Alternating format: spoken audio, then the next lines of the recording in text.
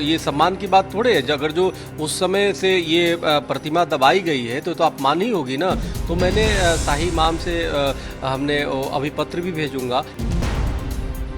अगर ये सब चीज़ें नहीं होता, अगर वो नहीं मानते हैं तो इसके बाद माननीय कोर्ट में उसको हम करेंगे कि शाही मस्जिद को जो दिल्ली की है उसको वो किया जाए, उसको उखाड़ करके उसको देखा जाए। द लाइव टीवी, सच सबसे आगे।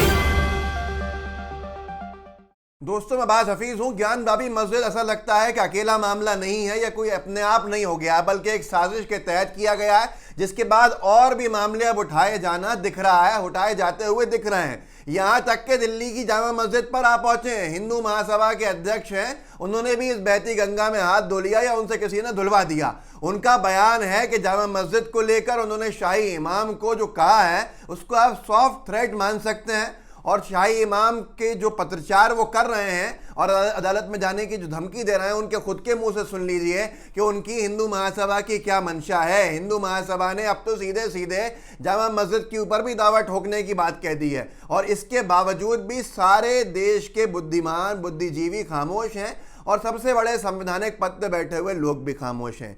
न्यूज़ 24 ने लिखा है और वीडियो भी डाला है, वो वीडियो भी देख लीजिएगा। दिल्ली जामा मस्जिद के नीचे हिंदू देवी देवताओं की मूर्ति है। शाही इमाम से हमारी मांग, हमें जामा मस्जिद की खुदाई कराने की अनुमति दें।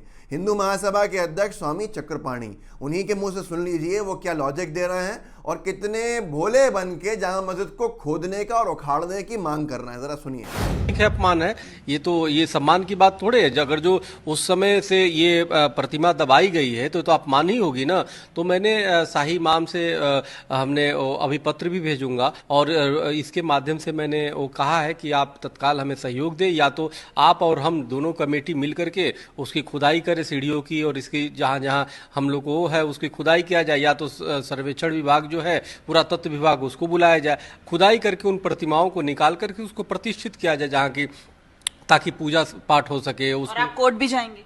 हाँ, अगर ये सब चीजें नहीं होता, अगर वो नहीं मानते हैं तो इसके बाद माननीय कोर्ट में उसको हम करेंगे कि शाही मस्जिद को जो दिल्ली की है उसको वो किया जाए, उसको उखाड़ करके उसको देखा। साफ तौर पे कह रहे हैं कि हमने, इन्होंने 5-7 मिनट का इंटरव्यू है, इनका कहना है स्वामी चक्रपाणी का, ये उसी संगठन से हैं जिसका नाथूराम गोडसे था। ये आज भी नाथूराम गोडसे के ये लोग पूजा करते हैं, उनके सेवक कहते हैं खुद को, और नाथूराम गोडसे को ये देश का पहला आतंकी भी नहीं मानते और बुरा भी नहीं मानते। तो ये नाथूराम गोडसे भक्त कह रहे हैं कि जामा मस्जिद के नीचे औरंगजेब ने जोधपुर के मंदिरों की जो मूर्तियां थीं वो दफन करवाई थी, और यहाँ पर अंदर मूर्तियां होंगी, उनको बाहर निकाला जाए, पूरी जामा मस्जिद को खोदा जाए, और हम, अच्छा है कि हमारे कहने के ऊपर शाही इमाम मिलके हमारे साथ खुदाई करवा लें, नहीं तो हम कोर्ट जाएंगे। क्या अब भी आपको कोई शक है?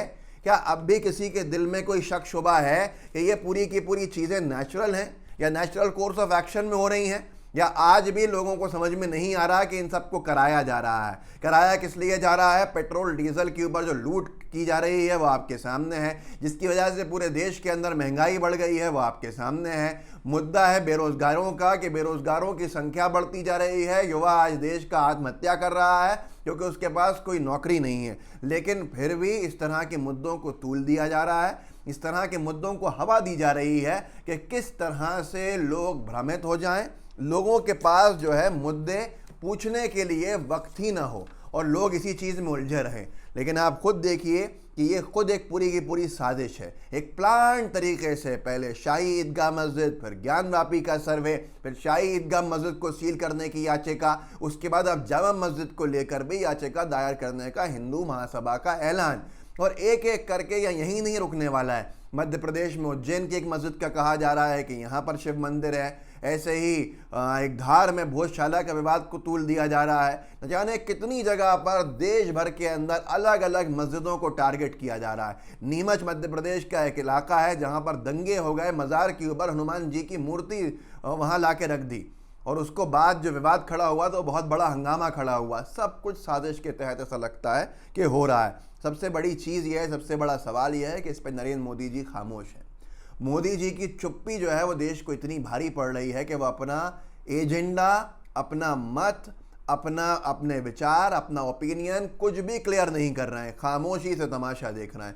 अमित शाह जी गृह मंत्री हैं देश के, खामोश हैं।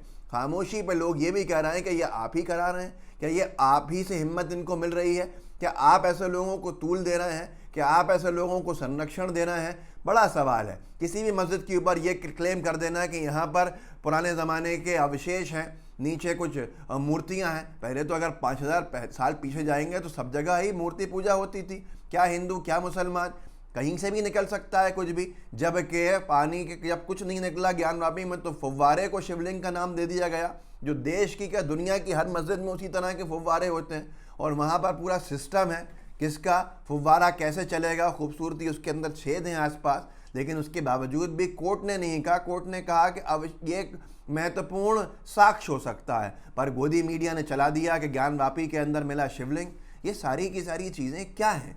देश के हालात कहाँ से कहाँ जा रहे हैं, लेकिन सब खामोश हैं। कल को किसी मस्जिद के बारे में कहा जा रहा है कि इसके नीचे शिवलिंग हो सकता है, इसके नीचे मूर्ति हो सकती है, खोद दो। क्या कल अगर मुस्लिम पक्ष के जो लोग हैं वो ये क्लेम करने लगे कि फलां मंदिर के नीचे कंकाल हो सकता है, तो क्या उस इलाके को कब्रिस्तान मान लिया जाएगा?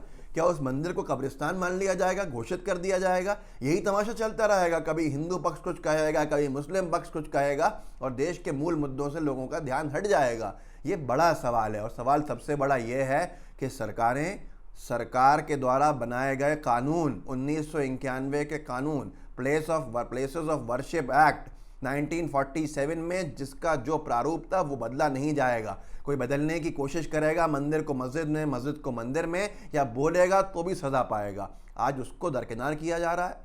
एक लोकल कोर्ट जो है, जगह जगह के लोकल कोर्ट सुप्रीम कोर्ट के आदेश को सीधे सीधे कॉर्नर करके, ओवररूल करके अपने आप कार्रवाइयाँ कर रहे हैं। ये हो क्या रहा है? ये किसके कहने पे हो रहा है? ये किसके संरक्षण में हो रहा है? आज सबसे बड़ा सवाल ये खड़ा होता है।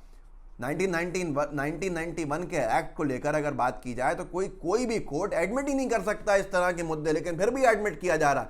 बाबरी मस्जिद का फैसला सुनाते वक्त सुप्रीम कोर्ट ने यह टिप्पणी करी, अपने आदेश में लिखा कि ऐसा ये अकेला एक केस है, इसके अलावा कोई भी ऐसा केस अब नहीं लिया जाएगा। उसके बावजूद भी लोकल कोर्ट्स जो हैं वो सुप्रीम कोर्ट के आदेश के खिलाफ जाके इस तरह के केसेस ले रहा है।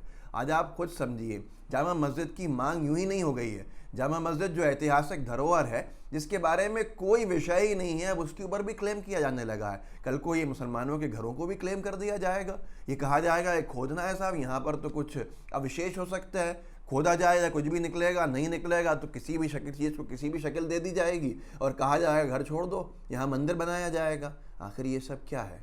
क्योंकि देश की जो नाकाम सरकार हो गई है वो लोगों का ध्यान मोड़ने के लिए इस तरह के काम कर रही है। सामने आपके सब कुछ है, फैसला आपका है, फैसला आपको करना है कि देश को किस तरफ लेके जाना है। फव्वारे को शिवलिंग बना दिया जा रहा है और इसी तरह से न जाने किस किस चीज़ को क्या क्या बना दिया जा रहा है। ये हालात को ख़राब करने की जो कोशिश चल रही है ये बहुत भारी पड़ रही है। देश के आर्थिक हालात बद से बदतर होते जा रहे हैं, सामाजिक हालात बद से बदतर होते जा रहे हैं, लेकिन कोई सवाल नहीं है। सवाल इस बात का भी नहीं है कि कानून की धज्जियाँ उड़ रही हैं, 1991 के एक्ट की धज्जियाँ उड़ रही हैं, प्लेसेस ऑफ वर्शिप एक्ट की, उसके बाद भी प्रधानमंत्री की खामोशी। चाहें तो एक बार बोलेंगे सब कुछ रुक जाएगा, सब उन्हीं की विचारधारा के लोग हैं, लेकिन नहीं बोल रहे हैं। इस वीडियो को आगे बढ़ाइए, लोगों को जागरूक कीजिए, बताइए कि कहाँ ध्यान मोड़ने के लिए कितना ज़्यादा गिर के काम किया जा रहा है। व्हाट्सएप ग्रुप्स होंगे, वहाँ शेयर कीजिएगा, साथ में लाइव टीवी को सब्सक्राइब कीजिएगा, बेल आइकन दबाइएगा। जय हिंद, जय भारत। द लाइव टीवी, सच सबसे आगे।